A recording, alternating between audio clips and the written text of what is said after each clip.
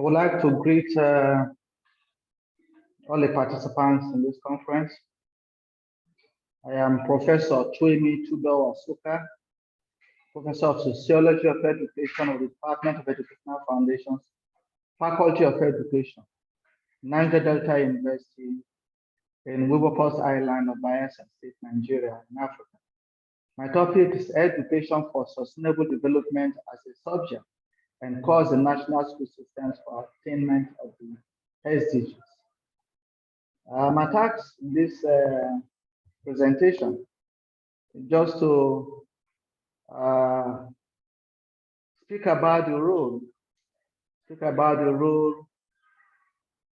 education can really play in ensuring that sustainable development is done in all societies and communities and countries all over the world. That education has the key to enabling us sustain development. And that is because through education, we'll be able to inculcate in people and students, men and women all over the world, the skills that they require, the attitudes and character needed for sustainable development. And to be able to see where education is necessary, I want to also look at the present essential challenges that are related to the present 17 Sustainable Development Goals. And I take poverty. And I think that poverty is still a worldwide problem, mostly in countries like Africa and then Asia, and in some other third world countries in the continents of the world. Nigeria's per capita income is about $20.85, and then the population that is poor is about 87 million. Poverty is still very strong in Somalia, Asia, Somalia, Ethiopia, and Myanmar, and most poor countries in the world are in debt. Hunger is also a problem all over the world. About 5,000 children in northern Nigeria are in hunger. They are supposed to be suffering malnutrition. And this situation is caused by banditry, the Boko Haram, ISWAP, and then other terrorist countries that are fighting themselves and the government of Nigeria. We will find that just the war in Russia and then in Ukraine, between Russia and Ukraine, has caused shortage of wheat in parts of the world. And therefore, countries like Somalia, Ethiopia, Kenya now suffer hunger. The price of bread has risen drastically. Part of the problem of hunger is as a result of low yields in agriculture, which is also related to the problems of climate change. There is drought and then flooding. Flooding affects agricultural yields, and drought also affects it at the same time. So we have some serious challenges now globally in terms of hunger. Health is also a problem. Malaria, typhoid, and cholera are still problems in tropical Africa countries and some other third world countries globally. COVID-19 is still there as a threat, it's still a serious threat. And then monkeypox has become an added problem, threat globally. Ebola, cholera, polio are still problems. And then in some countries, there's also a shortage of medical personnel, even nurses. They are migrating to other countries, like in Nigeria. Nurses and doctors are migrating to Europe, America, Middle East, and then some African countries. Funding of health is also very poor. It was reported in Nigeria that about 4.2% of the national budget alone, was for health. And that is not even up to the 15% that was recommended by the AU. So health is a problem. Education is a problem. Access to education is a problem. Children, men, women, youths, adults, men and women, and then even some internally displaced persons do not have, access to education any longer in countries that are torn by war, and then some conflicts. And so, for example, in Nigeria, about 20 million children are supposed to be out of school. And in India, Pakistan and Nigeria have the highest out-of-school children all over the world. Second highest population of out-of-school children is Central and Southern Asia with about 85 million too. Gender equality in terms of employment, in terms of income, places they work, and then in politics, their representation in governance is also skewed against women, Women do not have enough investments to go into businesses. They do not have enough money to play politics, to fund political activities. So there is male domination all over the place. See, clean water is still a problem all over the world. In some third world countries, like in Nigeria, like I know, families and individuals have to go into self-financing to provide boiled water for domestic and industrial use. Countries like France and Spain now have a shortage of clean water because of drought. Energy availability is still a problem in the world. Most countries have electric power supply, and most businesses are run with generators powered by fuel. In some of these countries, they lack the technology to go into renewable energy. And so energy availability is a problem. Full and productive employment is a problem. All over is still a challenge. Nigeria's unemployment rate is about 33%. And that is because most of the countries do not have leaders that have the ability to create jobs. Again, the education that people normally get do not give them the skills and attitude and character and creativity and innovation to be able to create jobs for themselves and also go into some bit of employment. And so it's a problem. It's a problem. And because of that, employment usually in some of these countries will be based on political connection, gender, ethnic groups, religion, and then bloodlines. And most countries lack, the ability to diversify their economies. Resilient infrastructure and industrialization, there are problems in third world countries because they do not have the relevant machinery. This machinery is very expensive. And so if they're not able to import them and use them, then we are not going to be good in providing industries. Even simple industries are not possible in this country where they would have been able to employ more. Corruption is also a problem. Technological know-how is lacking. And therefore, industrialization is a problem in these countries. We should have been able to give more jobs to people. The cop-mock kind of schooling, garbage in, garbage out, that kind of schooling, we call it cop-mock, which also leads to credentialing, do not allow people to acquire industrial skills. So the problems. There is still inequality among nations because of levels of technological development, and most third world countries were not able to key into the different phases of industrialization. We hear that the world is now in the fifth industrial age, where technology is now used. Most countries are not into it. Sustainable, safe, and resilient cities are not also possible in most of the countries because of poverty. Safety here means peace in these cities. But because of rising crime rates as a result of poverty, banditry, and terrorism, and also wars, these cities are not very safe, and then they are not sustainable. They're not sustainable. So that's also a problem. And then climate change has become a problem of natural disasters all over the world. So most cities are no longer safe. Sustainable consumption and production patterns are not also very, very refined. Most consumption is still done without, knowing what tomorrow could be, and therefore saving is not done. In terms of consumption, you find that biodiversity is threatened. People kill the smallest of fish, the smallest of animals to eat most of the societies. Consumption is not sustainable. Production patterns too are affecting the society. For example, in oil production in Nigeria, gas flaring and then pollution of the airspace is a problem, which also causes health problems for children, and then the elderly. So sustainable production patterns are not also there too. Climate change is already a problem. We are seeing it. We saw the flooding that is taking place in Pakistan that needs so much money, to make people become safer, and then to be able to feed themselves, to bring them back to normal life. That of Pakistan was a serious problem. Climate change is a problem, and we are not trying to reduce the amount of greenhouse gases all over the world, and so it has become a serious problem.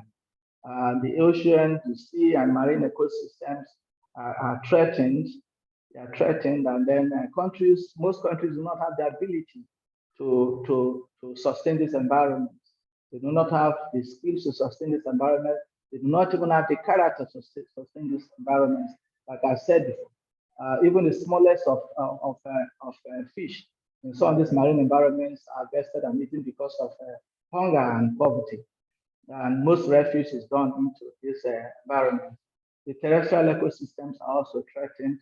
Most lumbering is done without regulation and supervision by governments that are in power. And therefore, there is little they are doing to conserve terrestrial ecosystems. Societies are no longer, in most cases, societies are not peaceful and inclusive. Most societies are divided along ethnic lines, religious lines, ethnicity, and things like that. And so much has to be done to be able to restore global peace. We can see the gun violence and then wars all over the place. Let's now look at our definitions. What do we mean by to integrate?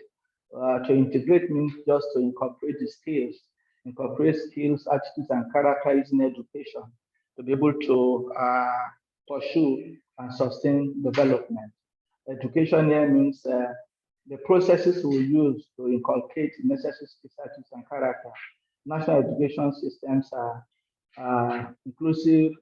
They mean all the activities involved in educating students and students at different levels of public schools and different levels of governance. They also include our laws, regulations, and things like that.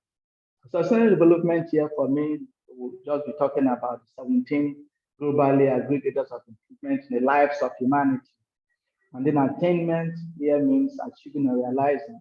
Subject, an area of study with a content containing knowledge and understanding, while course is a part or unit of a subject students are exposed to acquire diploma or degree. Now, there is a philosophy. For me, there is a philosophy about the concept of sustainable development. And this philosophy is saying that educational theories and practices must be appropriately applied in teaching and learning to inculcate in individuals necessary skills and attitudes and character to sustain and improve on present levels of development in societies, and that such attitudes must be perpetuated as a tradition. Why do you need education for sustainable development? And I discussed it by arguing, that when I looked at the 27 principles of sustainable development, I argued earlier on in 2006 when I presented the paper that these goals, these principles cannot be sustained unless people are prepared educationally to be able to have the character and attitude for sustainable development. And because of that, I want to now discuss how we can approach the integration of education in sustainable development. And these approaches are three. Approach one is to integrate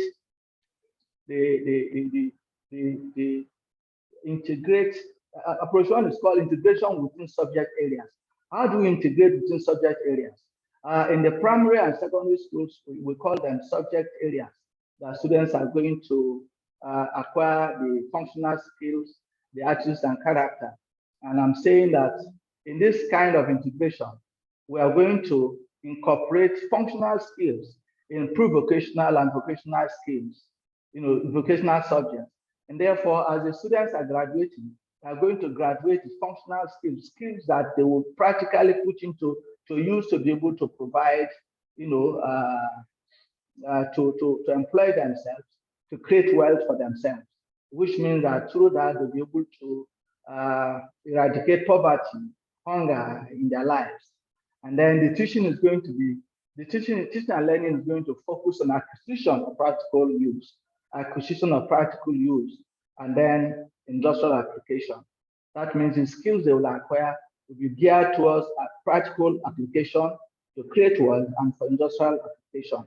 And then other character traits to be inculcated beyond acquiring skills. We are going to teach, moral values like love, honesty, perseverance, endurance, justice, selfless service, responsibility, peace, patience, humility, truth, hard work, integrity, and accountability. And all domains of education, talking about cognitive, psychomotor, and affective, must all be covered in this teaching and learning process. And teachers must inculcate in the students during the teaching process, and then should be able to assess and ensure that the expected learning outcomes are being attained. That is very, very important, so that we will not be credentialing and certificating without ensuring that students have acquired the skills and then the attitudes we want them to acquire. And then I also want to advocate that the integration process should also go to non-formal education and training programs like adult education, skills training programs, training and training programs, and that at every point in time and anywhere some kind of teaching and learning is taking place, both character, both attitudes and skills must be acquired. And we also want to advocate that in the films that are presented and drama presentations, producers and songwriters too must be persuaded to be talking about good character and things like that. And then in the same integration within subjects, I also want to advocate that some elements of sustainable development must be used to design a subject area for the senior school levels, right at the secondary school levels. Then approach B is to design a course or two for higher education students in all disciplines. That is that in all programs, in all disciplines where students are enrolled in colleges, polytechnics, and universities, there must be 2 or 3 subjects that they must take in the area of sustainable development. And those attitudes and character that are needed for sustainable development. These courses could be 1 or 2 or 3, that all students in all disciplines, all over the university must have to pass them, must offer them and pass them. They must have pass grades to be able to offer, to be able to graduate. And then I've outlined the areas that the students must take the subjects from which the courses will be designed. I say technology for peace and happiness, science for happiness, wealth creation, good governance, and then I've also itemized the moral values that they are supposed to acquire skills. I also have been able to itemize the other topics that will be used for the design of this course, like meaning of sustainable development, issue of sustainable development, principles of sustainable development, goals of sustainable development, and need for achievement of sustainable development. Now I'm going to the third approach. The third approach here is saying that we have to design a B.Ed program where students will be enrolled in education to acquire a B.Ed degree in education for sustainable development at the diploma and then the degree levels. These teachers will come after graduation to teach at the kindergarten, primary, and secondary school. And finally, I'm going to look at some necessary conditions that we need, some necessary conditions that must be in place in the schools, even in society, because sustainable development is possible. And these are going to aid in the education, quality education that we need. And the conditions are material resources, school plan, teaching materials, classroom furniture, work environment, teaching for functional and practical skills, power supply, implementation of educational policies, reduction of out-of-school children, adult education, women education, entrepreneurship education, youth employment programs, good governance, non-formal education groups, and then up to rigorous assessment for acquisition of expected outcomes. My conclusion here is that education for sustainable development is a key for world peace and happiness. It is meant to guide the direction of every development process with respect to the expected impact on humanity and the environment. It must be holistically pursued as a global teaching and learning agenda to create the necessary manpower to sustain development. Thank you for listening.